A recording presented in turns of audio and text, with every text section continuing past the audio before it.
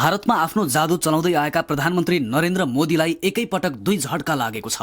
एकातिर कोरोना भाइरसले भारतमा मचाएको वितण्डालाई मोदीको असफलताको रूपमा अर्थाइएको छ भने अर्कोतिर ठूलो जोडबलका बावजुद पनि पश्चिम बंगालमा मोदीको पार्टी भारतीय जनता पार्टी भाजपा नराम्ररी पराजित भएको छ। कोरोना भाइरस संक्रमण र मृत्युका घटना हालसम्मकै उच्च देखिएको बेला भारतमा सम्पन्न एउटा महत्वपूर्ण चुनावमा मोदीको पार्टी नराम्ररी पछाडिएको छ।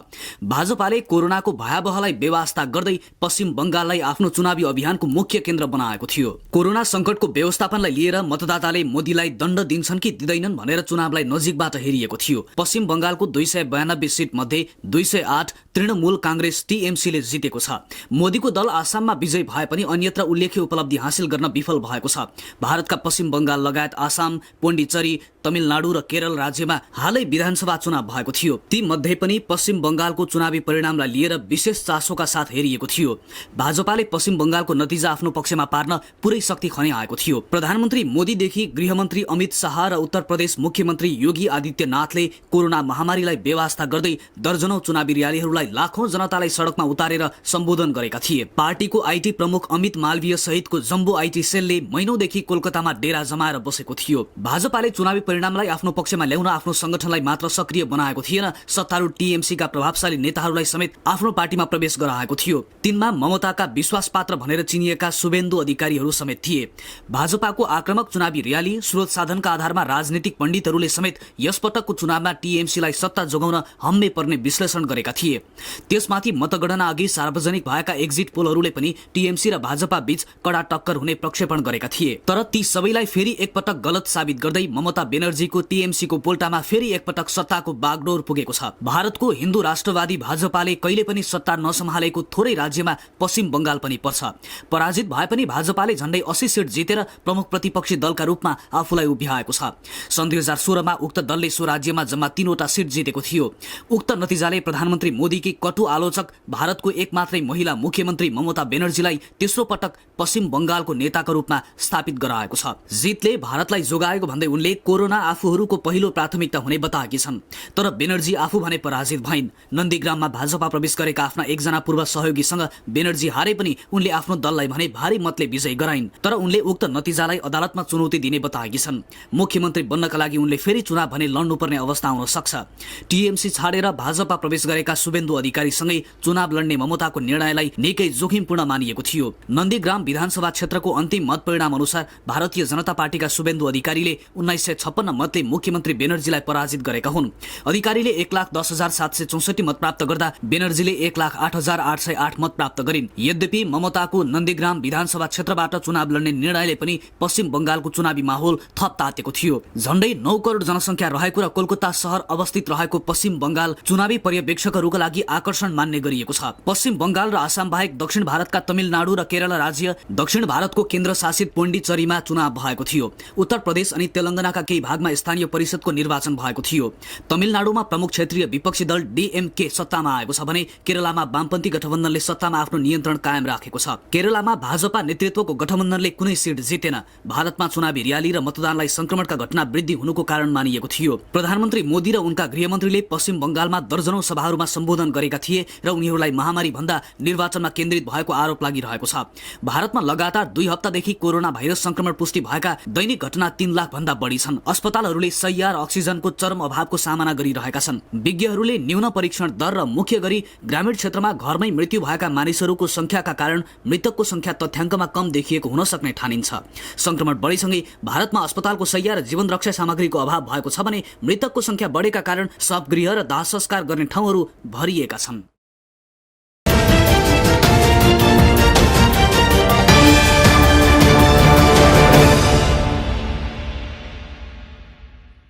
पछिल्लो पटक केही अपेक्षित र धेरै अनपेक्षित ढङ्गबाट नेपाली राजनीति अगाडि बढिरहेको छ। विशेष गरी राजनीतिक दलहरू पेचिलो बन्दै गएको अहिलेको राजनीतिक अनिश्चिततालाई निकास दिने कुरामा अनिर्णित देखिँदा दलभित्रका नेताहरू भने हठातमा निर्णय लिने र त्यसमा धेरै बेर टिक्न नसक्ने देखिएका छन्। रात रहे अग्रह पलाए भने झैं बिहान बनेको एउटा समीकरण बेलुका र बेलुकाको समीकरण बिहान हुँदा नहुँदा परिवर्तन हुने स्थिति छ। संघीय सरकारमा देखिएको यही रोग अहिले प्रदेश सरकारहरूमा सरेको छ। सबै सरकारहरूमा ओली भर्सेस अन्य विपक्षी गठबन्धनको रस्साकस्सी झाँगिँदै गएको छ। संघमा अविश्वासको प्रस्ताव आउने थाहा पाएर हठात चालु संसद अन्त्य गराएर ओलीले केही समयका लागि त सरकार लम्ब्याउने कोसिस गरेका थिए, तर प्रदेशहरूमा सरकारबाट हात धुनुपर्ने धर्मको स्थिति पैदा हुन थालेपछि भने राजनीतिमा फेरि नयाँ ट्विस्ट आएको छ। हिजोसम्म संसदमा आफू बहुमतको सरकार भएको दावी गरेका प्रधानमन्त्री केपी शर्मा ओलीले आइतबार अचानक विश्वासको मत लिने उद्घोष गरे।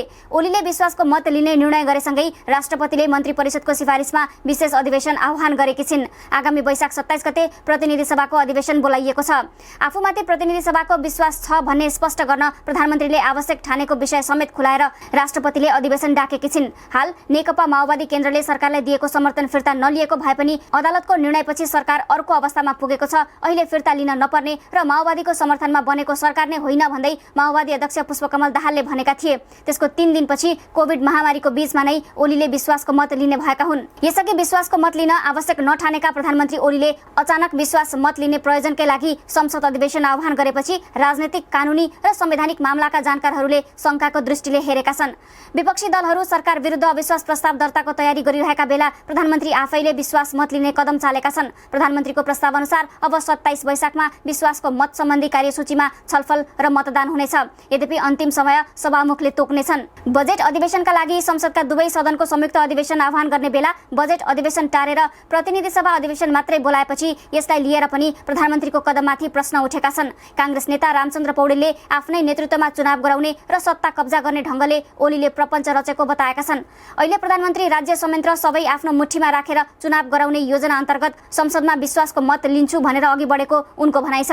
माओवादीका नेता वर्षमान पुनले भने ओलीको कदम फेरि पुस 5 जस्तै अर्को कदम चाल्नका लागि खेलेको नयाँ कार्ड भएको बताएका छन्। तर कतिपय राजनीतिक विश्लेषकहरू चाहिँ ओलीको यो कदम पुनः संसद विघटन गर्ने वा चुनावको घोषणाको सम्भावना नभएको बताउँछन्, किनभने संविधानमा नै सरकार गठनका विभिन्न व्यवस्था छन्। यसको बावजुद संसद भङ्ग गर्ने वा चुनावमा जान ओलीले खोजे भने त्यो अर्को वितण्डा मचाउने खेल हुने उनीहरूको तर्क छ। यस्तै आगामी नीति तथा कार्यक्रम र बजेट पारित गराउनका लागि शक्ति परीक्षण गर्न खोजेको हुन सक्ने पनि कतिपयको विश्लेषण छ। यति बेला असफल भएर लज्जास्पद तवरबाट प्रधानमन्त्री पद छाड्नुभन्दा अहिले नै शक्ति परीक्षण गरेर कुनै नयाँ कदम चाल्न सकियोस् भन्नेमा ओली देखिएका छन्। ओलीको यो कदमले सत्ता समीकरणमा निर्णय लिन नसकिरहेको जसपालाई पनि छिन्न भिन्न भए आफूलाई लाभ हुन सक्ने बुझाइ कतिपयको छ। यद्यपि बहुमत सिद्ध गर्नेमा ओली स्वयं पनि ढुक्क हुने वातावरण भने छैन, तर आफू अल्पमतमा परे पनि अर्को सरकार बन्ने सम्भावना उनले देखेका छैनन्, जो आजका दिनमा राजनीतिक रूपमा सम्भावनाको धेरै नजिक छ। वैकल्पिक सरकारको नेतृत्व दावी गर्ने कुनै पनि नेताले संसदका बहुमत सदस्यको समर्थन छ भनी हस्ताक्षर राष्ट्रपतिलाई दिनुपर्छ। कांग्रेस, माओवादी र जसपाका बहुमत पक्षधर मिल्दा पनि जम्मा 127 सांसद हुन्छन्। राष्ट्रिय जनमोर्चा र स्वतन्त्र मिसिए पनि 130 मात्र पुग्छ। यसो गर्दा यो समूहलाई 6 मत अझै अपुग हुन्छ। त्यसैले माओवादी समर्थनमा कांग्रेस सभापति शेरबहादुर देउवाले सरकार गठनका लागि दावी गर्न सक्ने सम्भावना नै अब सकिएको छ। जसपाले एकमुष्ट समर्थन गरेमा मात्र देउवा प्रधानमन्त्री बन्न सक्छन्, तर आजको दिनमा यो राजनीतिक रूपमा सहज देखिएको छैन। यस्तै माधव नेपाल समूहले संसदमा फ्लोर क्रस गरेर ओलीलाई पदमुक्त गराउन सम्भव छ, तर देउवालाई प्रधानमन्त्री बनाउन भन्दै राष्ट्रपतिलाई पत्रचार गर्न राजनीतिक रूपमा असम्भव नै छ। यस्तै प्रधानमन्त्रीले संसदको बहुमत जुटाउन नसकेमा यो सरकार ढल्नेछ र नयाँ सरकार निर्माण प्रक्रिया सुरु हुनेछ। बहुमत लिएर आउन राष्ट्रपतिले दिएको कुनै पनि म्यादमा विपक्षीले बहुमत पुर्याउन सक्ने राजनीतिक सम्भावना अहिलेलाई देखिएको छैन। त्यसैले तोकिएको समयपछि ओलीले आफूलाई नै सबैभन्दा ठूलो दलको नेताका रूपमा प्रधानमन्त्रीमा दावी गर्न सक्छन् र अन्ततोगत्वा चुनावमा जान सक्छन्। निर्वाचनमा जाने विषयमा कांग्रेस सभापति शेरबहादुर देउवालाई पनि आपत्ति देखिँदैन। यी प्रसङ्गहरू आपसमा जोड्दा विश्वासको मत लिएर सिङ्गो कार्यकाल एकलौटी चलाउने वा चुनावको बाटो लाग्ने भन्ने वारपारको लडाईँमा ओली लागेको देखिन्छ। अहिले स्थिर प्राय रहेको राजनीतिक हलो र सत्तामा देखिएको किचलो भन्दा कुनै पनि संवैधानिक निकासपछिको स्थायित्व नै आजको आवश्यकता हो।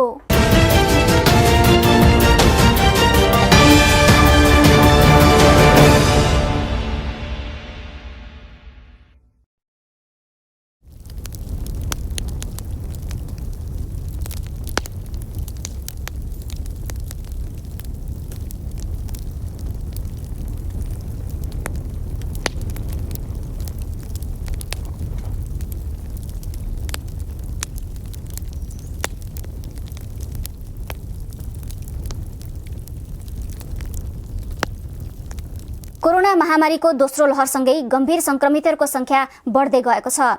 अस्पताल भर्ना भएका मध्ये 17% संक्रमितको अवस्था गम्भीर बनेको छ। स्वास्थ्य तथा जनसङ्ख्या मन्त्रालयका अनुसार पछिल्लो पटक गम्भीर बिरामीको संख्या दिनदिनै बढिरहेको छ। पछिल्लो तथ्याङ्क अनुसार अस्पताल पुगेका मध्ये 17% संक्रमितलाई आइसियु तथा भेन्टिलेटरमा राख्नु परेको छ। यसरी सघन उपचार चाहिने बिरामीहरूको संख्या बढेसँगै नेपालमा कोरोनाबाट मृत्यु हुनेहरूको संख्या पनि बढ्दै गएको छ। यससँगै काठमाडौँ उपत्यकामा शव व्यवस्थापनमा समेत समस्या हुन थालेको छ। त्यसमाथि पशुपति आर्यघाट स्थित विद्युतीय शवदाह गृहको मेसिन बिग्रिएपछि कोभिड संक्रमितका शव बागमती किनारमै जलाउन थालिएको छ। पछिल्लो पटक एउटा मात्र मेसिन सञ्चालनमा थियो।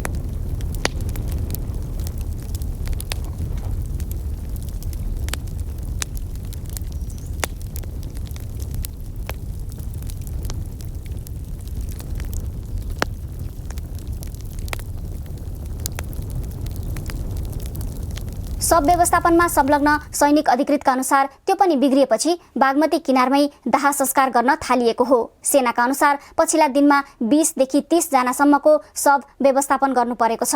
आइतबार नेपाली सेनाले 31 वटा शव व्यवस्थापन गरेको थियो। सोमबार दिउँसो 2 बजेसम्म 27 वटा शव व्यवस्थापनका लागि अनुरोध आएको नेपाली सेनाका प्रवक्ता सन्तोष बल्लभ पौडेलले जानकारी दिए। सोमबारै दिउँसोसम्म पनि 5 शवको दाह संस्कार बागमती किनारमा गरिएको छ। यस्तै वैशाख 16 गते 23 तथा 17 र 18 गते 26 जनाको शव व्यवस्थापन गरिएको थियो। यसै पनि विद्युतीय शवदाह गृहमा एउटा शव व्यवस्थापन गर्न 1.5 घण्टा लाग्छ।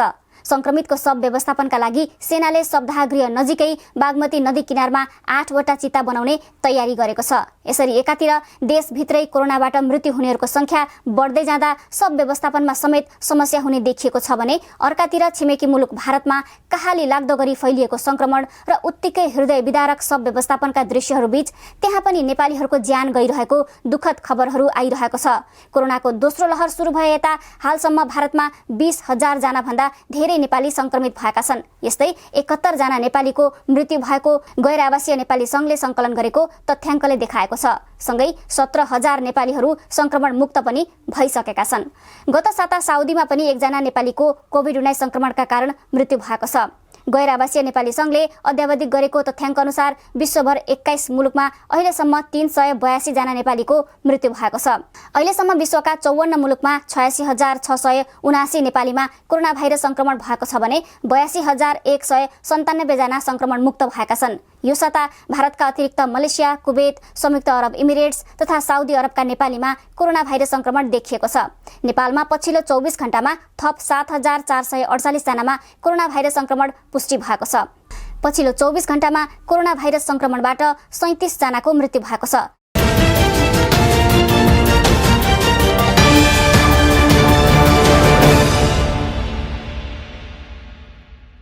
कोरोना महामारी सुरु भए यताकै सबैभन्दा धेरै संक्रमण र संक्रमण दर पनि झन्डै 50%। यो आजको नेपालको भयावहको अवस्था हो।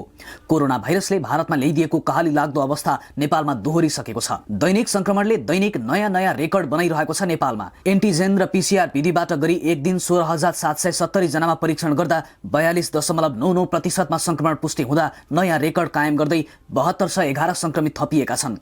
एकै दिन 27 जनाको भाइरसको कारण मृत्यु भएको छ। कोरोना भाइरसले नेपालको अवस्था यसरी बिगारिसकेको छ कि 20 देखि 39 वर्षसम्मका मानिस मात्रै एकै दिन 3576 जना संक्रमित फेला परे। यसअघि शनिबार मात्र 5763 जना संक्रमित फेला परेको सरकारले बताएको थियो, जुन शनिबारसम्मको उच्च संख्या हो। त्यसभन्दा पहिले गत कार्तिक 5 गते 5743 जनामा संक्रमण पुष्टि भएको थियो। हालसम्म सबैभन्दा धेरै गत बिहिबार 35 जनाको कोभिड-19 का कारण मृत्यु भएको विवरण आएको थियो। तर आइतबार संक्रमणले नयाँ रेकर्ड बनाउँदै 7211 को तथ्याङ्क सार्वजनिक भएको छ। थपिएका संक्रमित मध्ये काठमाडौँ उपत्यकाका 3 जिल्लाभित्र 3595 जना छन्, जुन 3 जिल्लामा देखिएको भयावहको अवस्था हो। स्वास्थ्य मन्त्रालयका अनुसार अहिले देशभरि 48,711 जना सक्रिय संक्रमित छन्। तीमध्ये संस्थागत आइसोलेसनमा 3530 जना र होम आइसोलेसनमा 45,181 जना छन्। संक्रमित हुनेमा उमेर समूहको हिसाबले 30 देखि 39 वर्षका मानिसमा सबैभन्दा बढी 1,809 जना संक्रमित छन्। त्यसपछि 20 देखि 29 वर्षका 1,767 जना र 40 देखि 49 वर्षसम्मका 1,220 जना संक्रमित रहेको मन्त्रालयको तथ्याङ्कमा उल्लेख छ। अहिले 12 जिल्लामा प्रत्येकमा 500 जना भन्दा बढी संक्रमित उपचाररत छन् भने 200 जना भन्दा बढी सक्रिय संक्रमित रहेको जिल्लाको संख्या 17 पुगेको मन्त्रालयले बताएको छ।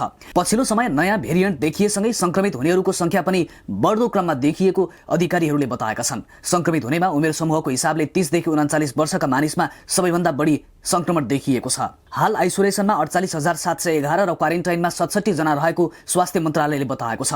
संक्रमणलाई रोक्न देशका प्रमुख 31 जिल्लामा निषेधाज्ञा जारी त भएको छ, तर यो निषेधाज्ञाले मात्र नियन्त्रण हुने अवस्था देखिएको छैन।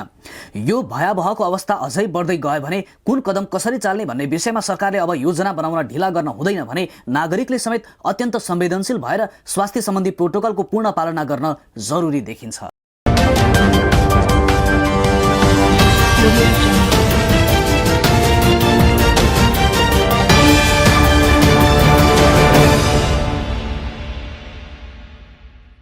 दिन खास गरेर प्रेस स्वतन्त्रता तथा अभिव्यक्ति स्वतन्त्रता सँगसँगै पत्रकारको पेशागत तथा भौतिक सुरक्षाको कुरामा नेपालको अवस्था कस्तो छ भनेर हेर्ने दिन हो। यो सँगसँगै पत्रकारका समस्याहरू के छन्, ती समस्या समाधानको लागि हामीले के गर्न सक्छौँ, कसरी काम गर्न सक्छौँ र के गर्नुपर्छ भन्ने विषयमा बहस गर्ने दिन हो।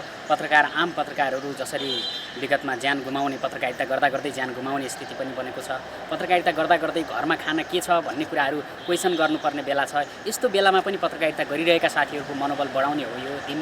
आजको दिनले नेपालको श्रम तथा यो पेशागत तथा अभिव्यक्ति स्वतन्त्रताको पक्षका कुराहरूमा पनि हामीले केन्द्रित गरेर काम गर्नुपर्छ। यसमा पत्रकार महासङ्घ लागिरहेको छ र आजको दिनलाई त्यही रूपमा हामीले लिनुपर्छ, जुन कुरा पेशागत तथा भौतिक सुरक्षाको कुरामा हामीले विशेष जोड दिएर अगाडि बढ्नुपर्छ। पत्रकार महासङ्घले सञ्चारकर्मीहरू खास गरेर कोभिडको कुरालाई तपाईँले केन्द्रित गर्नुभयो होला।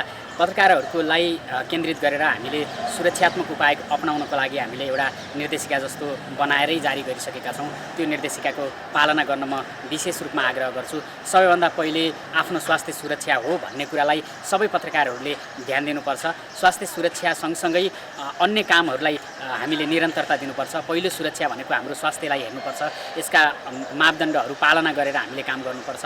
अर्कोतर्फ कोभिड भइहाल्यो भने पत्रकार महासङ्घले के गर्छ भन्ने कुराहरू हामीले सम्बन्धित शाखा, सम्बन्धित प्रदेशहरूमा परिपत्र नै गरेर भनेका छौँ र केन्द्रबाट पनि हामीले गर्ने सहयोगहरू, उपचारको कुराहरू होला अथवा पत्रकारहरूलाई कोभिड लाग्नै नदिनका लागि मास्क, सेनिटाइजर वितरणदेखि लिएर अन्य कुराहरूमा हामीले जोड दिएका छौँ। खास गरेर कोरोनाबाट प्रभावित सञ्चारगृह र सञ्चारकर्मीहरूको कुरालाई विशेष रूपमा महासङ्घले जोड दिएको छ। यो त भयो तपाईँले भन्नुभएको अल्पकालीन कुराहरू, स्वास्थ्यको कुराहरू मात्रै भयो। हामीले खास गरेर पत्रकारहरू कोरोना सङ्क्रमणको बहाना बनाएर पत्रकारहरूलाई पेसाबाटै विस्थापित गर्ने खालको जुन प्रकारको पछिल्लो समय सञ्चारगृहहरूले काम गरिरहेका छन् त्यसको हामी विरोधमा छौँ। यो गर्नु हुँदैन। यो काम गर्नेहरूलाई कारबाही गर्नुपर्छ र पत्रकारहरूलाई निष्कासन गर्ने जुन कदम छ, म विनम्रतापूर्वक आग्रह गर्न चाहन्छु। पत्रकारहरूलाई पुनर्स्थापित गर्नको लागि महासङ्घले जस्तोसुकै आन्दोलन गर्न पनि तयार छ। त्यसैले सञ्चारगृहहरूलाई मेरो विशेष आग्रह छ, तपाईहरूले सञ्चारकर्मीहरूलाई यो बेलामा झन् धेरै सम्मान गर्नुपर्ने, झन् धेरै सेवा सुविधाहरू दिनुपर्ने स्थितिमा ज्यानको जोखिम नै मोलेर काम गर्नुपर्ने पत्रकारहरूको लागि चाहिँ तपाईँहरूले जुन प्रकारले अपमान गर्नुभएको छ यो हाम्रो लागि मात्रै होइन, कसैको लागि पनि सही कुरा हुन सक्दैन। त्यसैले यी कुराहरूलाई तत्काल सच्याउनुहोस् र पत्रकारहरूलाई नियमित सेवा सुविधाहरू दिने मात्र होइन, उहाँहरूको परिवारको कुरा पनि तपाईँहरूमै केन्द्रित हुन्छ, तपाईँहरूसँगै जोडिन्छ। हरेक पत्रकारले आफ्नो परिवारलाई कसरी सुरक्षित राख्ने भन्ने कुराहरू उसको हरेक ठाउँमा जाँदाखेरि, हरेक रिपोर्टिङमा जाँदाखेरि, हरेक काम गर्दाखेरि उसले ध्यान दिन्छ। त्यो भित्र जसरी मनमा उसले लिएको छ त्यसलाई व्यवहारमा उतार्नको लागि पनि तपाईहरूले सबैको साथ जरुरी छ। पत्रकार महासङ्घले यही कुरालाई प्रोत्साहन गरेको छ। त्यसैले पत्रकार महासङ्घले सरकारसँग पटक पटक लिखित आग्रह नै गरिसकेको छ। पत्रकारहरू पेसाबाट जसरी विस्थापित भएका छन् तिनलाई पुनर्स्थापित गर्नको लागि हामीले विशेष योजनासहितको प्रस्ताव गरेका छौँ। त्यसलाई चाहिँ सरकारले सम्बोधन गरोस् भन्ने हामी विशेष रूपमा माग पनि गर्न चाहन्छौँ। आज विश्व प्रेस स्वतन्त्रता दिवसका अवसरमा हामीले भर्खरै यो प्रेस स्वतन्त्रताका लागि लड्ने पत्रकारिता कर्म गर्दा गर्दै विभिन्न बाहनामा मारिएका र भएका सबै पत्रकारहरूलाई स्मरण गरेर हामीले शहीद स्मारकमा पुष्प र खाजा ओढाएर सम्मान व्यक्त गरेका छौँ। विश्व प्रेस स्वतन्त्रता दिवसका दिनमा खास गरी हामीले प्रेस स्वतन्त्रताको आन्दोलनमा लड्ने योद्धाहरूप्रति सम्मान गर्ने, यो अभियानका अभियन्ताहरूप्रति नमन गर्ने र प्रेस स्वतन्त्रताप्रति बलियो प्रतिबद्धता प्रकट गर्ने दिनका रूपमा हामीले चाहिँ यसलाई लिन्छौँ। र आजै पत्रकार महासङ्घले यो वर्षभरिको नेपालको पत्रकारिताको अवस्था, प्रेस स्वतन्त्रताको अवस्थाका बारेमा एउटा प्रतिवेदन पनि सार्वजनिक गरेको छ र त्यो प्रतिवेदनका आधारमा हामीले अझै पनि सम्पूर्ण रूपमा निर्वाध रूपमा हामी चाहिँ प्रेस स्वतन्त्रताको अभ्यास गर्न सकिराखेको अवस्था छैन भन्ने निष्कर्ष निकाल्न विवश छौँ, बाध्य छौँ। पेशागत रूपमा पनि पत्रकारहरू असुरक्षित भएको ती तथ्याङ्कले देखाउँछ भने भौतिक रूपमा र राज्यबाट यो गिरफ्तारी गर्ने सन्दर्भमा पनि अझै पनि हामी चाहिँ एउटा त्रासको अवस्थामा छौँ भन्ने देखिन्छ। त्यस्तै कानुन निर्माणको प्रक्रिया पनि चलिरहेको छ र ती कानुनहरूले पनि प्रेस स्वतन्त्रतालाई सङ्कुचन गर्न खोजेको चाहिँ निष्कर्ष हाम्रा ती प्रतिवेदनहरू आज सार्वजनिक भएका प्रतिवेदनहरूले देखाएका छन्। र यो अवस्थामा उभिएर हामीले शहीदहरूलाई सम्झँदै प्रेस स्वतन्त्रताप्रतिको आफ्नो बलियो प्रतिबद्धता व्यक्त गर्दै प्रेस स्वतन्त्रताको अभियान आन्दोलनलाई अझ अगाडि अझ उचाइमा पुर्याउन जरुरत महसुस भएको छ। म यो दिनमा सबै स्वतन्त्रताका पक्षधरहरूप्रति हार्दिक शुभकामना दिँदै हाम्रो आपसी सहकार्य र एकताले प्रेस स्वतन्त्रताको अभियानलाई अझ अगाडि बढाउनका लागि सहकार्य गर्नका लागि अपिल गर्दछु। धन्यवाद। अहिले कोभिड पनि छ, जुन अब जुन सञ्चारकर्मीहरू चाहिँ निकाल्ने सञ्चारगृहबाट, त्यसबाट यो महासङ्घको के भूमिका? निश्चित रूपमा यहाँले महत्त्वपूर्ण सवाल फ्लोर गर्नुभएको छ। हाम्रो तथ्याङ्कले पनि देखाएको छ कि 517 जना पत्रकार साथीहरू कोभिडका कारण यो वर्षमा चाहिँ विस्थापित हुनु परेको अवस्था देखिएको छ र फेरि कोभिडको जुन ढङ्गको चाहिँ एउटा समस्या देखिरहेको छ, त्यसले गर्दा पेशागत असुरक्षा पनि एउटा हाम्रो महत्त्वपूर्ण सवालका रूपमा उपस्थित भएको छ। पत्रकार महासङ्घले कोही पनि पत्रकार साथीहरू अब निष्कासनमा परेको अवस्था खबर सुन्न नपरोस्, कोही पनि साथीले तोकिएको सेवा सुविधाबाट आफूलाई वञ्चित भएको चाहिँ गुनासो गर्ने अथवा त्यसका विरुद्ध अदालत जान सक्ने अवस्था नआओस् र सबै सञ्चार संस्थाहरूले त्यहाँ काम गर्ने सबै श्रमजीवीहरूलाई स्वास्थ्य सतर्कताका साथ काम गर्ने वातावरण मिलाओस् र उहाँहरूको पेशागत सुरक्षा र उहाँहरूको तपाईँको सेवा सुविधाको सुनिश्चितताका लागि प्रतिबद्धता जनाओस् भनेर हामीले अपिल गरेका छौँ। र आज प्रेस स्वतन्त्रताका दिन शहीदको स्मारकलाई साँची राखेर पनि हामी यो लडाइँमा हामी सम्झौताहीन ढङ्गले अगाडि बढ्ने प्रण गर्दै फेरि पनि सबै पक्ष सञ्चार क्षेत्रलाई सबल बनाउनका लागि नीति निर्माण गर्नेदेखि लिएर यसलाई कार्यान्वयन गर्नेदेखि लिएर यसलाई अभ्यासमा ल्याउनेदेखि लिएर यसका उपभोक्ताहरू सबैलाई चाहिँ यो पेशागत सुरक्षाको सवाललाई पनि महत्त्वका साथ हेर्न र यसलाई सुनिश्चित गर्ने सन्दर्भमा हामीले थालेको अभियानमा साथ दिनका लागि अपिल गर्छु। कोही पनि साथीहरू अस्वस्थ भएको र पेशागत रूपमा असुरक्षित भएको खबर अथवा अवस्था हाम्रो लागि कुनै पनि हालतमा स्वीकार्य हुने छैन। हामी यसका लागि सशक्त ढङ्गले अगाडि बढ्ने प्रतिबद्धता पनि आजको दिनमा हामी व्यक्त गर्दछौँ। कोभिडको मारमा कुनै पनि पत्रकार साथीहरूले कुनै पनि समस्या झेल्नुभयो, यो स्वास्थ्य समस्या झेल्नुभयो, पेशागत समस्या झेल्नुभयो र निर्वाध समाचार सङ्कलनका सन्दर्भमा समस्या झेल्नुभयो भने पत्रकार महासङ्घका कुनै पनि संरचनामा यहाँले सम्पर्क गर्न सक्नुहुन्छ। त्यसका लागि पत्रकार महासङ्घ एउटा तयारी पोजिसनमा केही पर्दाखेरि तत्काल रेस्पोन्स गर्न सक्ने गरी एउटा हामी समिति पनि निर्माण गरेका छौँ। हाम्रो वरिष्ठ उपाध्यक्षको नेतृत्वमा एउटा अनुगमन समिति छ, महासचिवको नेतृत्वमा समस्याहरूको एउटा समाधान गर्नका लागि तत्काल एक्सनमा जाने चाहिँ समिति छ। यी दुईवटा समितिले चाहिँ आफूलाई क्रियाशील राखिराखेका छन्। त्यसले गर्दा कोही पनि साथीहरू अप्ठ्यारोमा पर्न साथ पत्रकार महासङ्घको सम्पर्कमा आउनका लागि म अनुरोध गर्छु। हामी कोभिडको यो महामारीका बीचमा विश्व प्रेस स्वतन्त्रता दिवस मनाउँदैछौँ। यो पटकको प्रेस स्वतन्त्रता दिवस पनि हाम्रा लागि सुखद छैन। अहिले पनि पत्रकारहरूको भौतिक तथा पेशागत सुरक्षाको चुनौती कायम छ। पत्रकार महासङ्घ त्यही भौतिक तथा पेशागत सुरक्षाकै चुनौती सामना गर्न तयार भएर बसेको छ, त्यसमा लागिरहेको छ। त्यो सँगसँगै अकल्पनीय ढङ्गबाट आएको कोभिडले पारेको असरले नेपालको मात्र नभएर संसारकै पत्रकारितालाई एउटा रक्षात्मक अवस्थामा पुर्याएको छ, अत्यन्तै असुरक्षित र भयभीत अवस्थामा पुर्याएको छ। यस बीचमा पनि नेपालका सञ्चारकर्मीहरूले जनतालाई सुसूचित गर्ने, सत्य तथ्य समाचार सम्प्रेषण गर्ने र गलत क्रियाकलापको आलोचना गर्ने कुरामा खरो उत्रिएका छन्। मलाई लाग्छ आजको दिनको महत्त्व यस्तै कामहरूलाई अझ सशक्त ढङ्गबाट अगाडि बढ्ने प्रण गर्ने आजको दिन हो। त्यस कारणले गर्दाखेरि आजको दिनलाई हामीले एउटा नयाँ शक्तिका रूपमा लिनुपर्छ भन्ने मलाई लाग्छ। अहिले पनि विशेष गरेर कोभिड र कोभिडभन्दा अगाडि पनि यो समस्या थियो। पत्रकारहरूलाई सञ्चारगृहहरूले आफ्नो पेशागत कर्मबाट निष्कासन गर्ने, काम गर्ने वातावरण नदिने र एउटा कोभिडलाई बहाना बनाएर सञ्चारकर्मीहरूलाई विस्थापित गर्ने जुन ट्रेन्ड देखिएको छ, त्यसका विरुद्ध पत्रकार महासङ्घ सशक्त ढङ्गबाट अगाडि बढेको छ र आगामी दिनमा कतै पनि सम्झौता नगरिकन शून्य सहनशीलतालाई अपनाएर पत्रकारहरूको श्रमको अधिकारका लागि पत्रकार महासङ्घ अझ बढी सशक्त ढङ्गबाट अगाडि बढ्छ।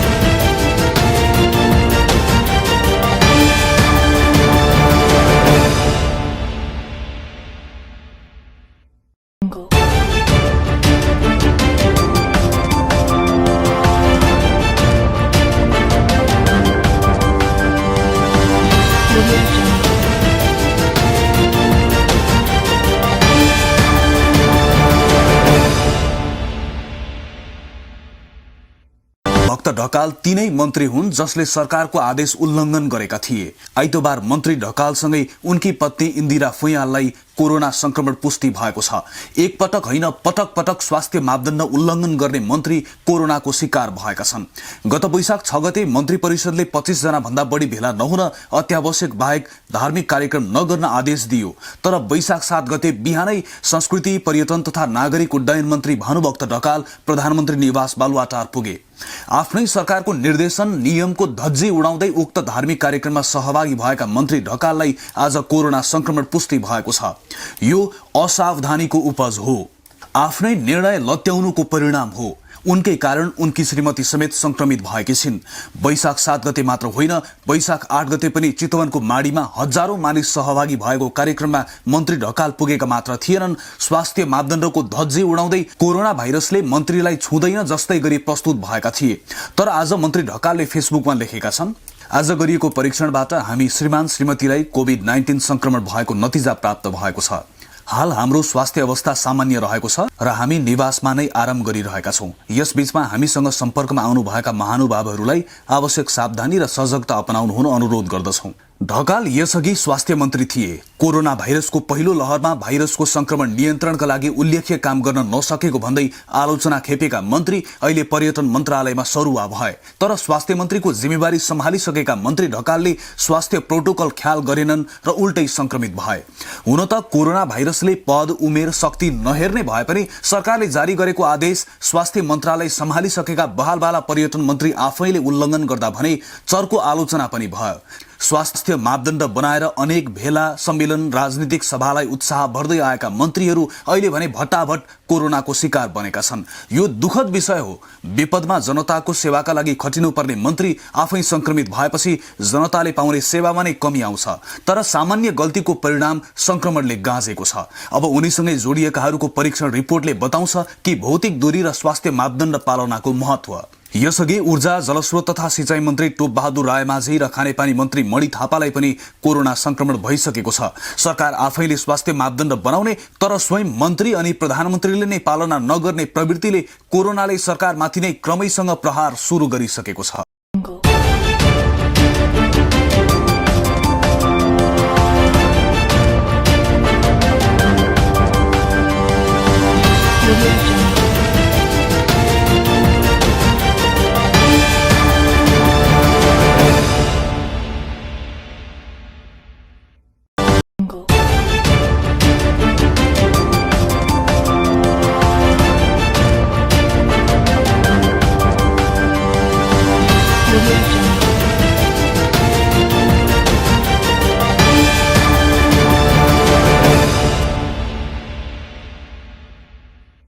कोरोना महामारी सुरु भए यताकै सबैभन्दा धेरै संक्रमण र संक्रमण दर पनि झन्डै 50%। यो आजको नेपालको भयावहको अवस्था हो। कोरोना भाइरसले भारतमा ल्याइदिएको कहाली लाग्दो अवस्था नेपालमा दोहोरिसकेको छ। दैनिक संक्रमणले दैनिक नयाँ रेकर्ड बनाइरहेको छ। नेपालमा एन्टिजेन र पीसीआर विधिबाट गरी एक दिन 16,770 जनामा परीक्षण गर्दा 42.99% संक्रमण पुष्टि हुँदा नयाँ रेकर्ड कायम गर्दै 7211 संक्रमित थपिएका छन्। एकै दिन 27 जनाको भाइरसको कारण मृत्यु भएको छ। कोरोना भाइरसले नेपालको अवस्था यसरी बिगारिसकेको छ कि 20 देखि 39 वर्षसम्मका मानिस मात्रै एकै दिन 3576 जना संक्रमित फेला परे। यसअघि शनिबार मात्र 5763 जना संक्रमित फेला परेको सरकारले बताएको थियो, जुन शनिबारसम्मको उच्च संख्या हो। त्यसभन्दा पहिले गत कार्तिक 5 गते 5743 जनामा संक्रमण पुष्टि भएको थियो। हालसम्म सबैभन्दा धेरै गत बिहिबार 35 जनाको कोभिड-19 का कारण मृत्यु भएको विवरण आएको थियो। तर आइतबार संक्रमणले नयाँ रेकर्ड बनाउँदै 7211 को तथ्याङ्क सार्वजनिक भएको छ। थपिएका संक्रमित मध्ये काठमाडौँ उपत्यकाका 3 जिल्लाभित्र 3595 जना छन्, जुन 3 जिल्लामा देखिएको भयावहको अवस्था हो। स्वास्थ्य मन्त्रालयका अनुसार अहिले देशभरि 48,711 जना सक्रिय संक्रमित छन्। ती मध्ये संस्थागत आइसोलेसनमा 3530 जना र होम आइसोलेसनमा 45,181 जना छन्। संक्रमित हुनेमा उमेर समूहको हिसाबले 30 देखि 39 वर्षका मानिसमा सबैभन्दा बढी 1,809 जना संक्रमित छन्। त्यसपछि 20 देखि 29 वर्षका 1767 जना र 40 देखि 49 वर्षसम्मका 1220 जना संक्रमित रहेको मन्त्रालयको तथ्याङ्कमा उल्लेख छ। अहिले 12 जिल्लामा प्रत्येकमा 500 जना भन्दा बढी संक्रमित उपचाररत छन् भने 200 जना भन्दा बढी सक्रिय संक्रमित रहेको जिल्लाको संख्या 17 पुगेको मन्त्रालयले बताएको छ। पछिल्लो समय नयाँ भेरिएन्ट देखिएसँगै संक्रमित हुनेहरूको संख्या पनि बढ्दो क्रममा देखिएको अधिकारीहरूले बताएका छन्। संक्रमित हुनेमा उमेर समूहको हिसाबले 30 देखि 39 वर्षका मानिसमा सबैभन्दा बढी संक्रमण देखिएको छ। हाल आइसोलेसनमा 48,711 र क्वारेन्टाइनमा 67 जना रहेको स्वास्थ्य मन्त्रालयले बताएको छ। संक्रमणलाई रोक्न देशका प्रमुख 31 जिल्लामा निषेधाज्ञा जारी त भएको छ, तर यो निषेधाज्ञाले मात्रै नियन्त्रण हुने अवस्था देखिएको छैन। यो भयावहको अवस्था अझै बढ्दै गयो भने कुन कदम कसरी चाल्ने भन्ने विषयमा सरकारले अब योजना बनाउन ढिला गर्न हुँदैन भने नागरिकले समेत अत्यन्त संवेदनशील भएर स्वास्थ्य सम्बन्धी प्रोटोकलको पूर्ण पालना गर्न जरुरी देखिन्छ।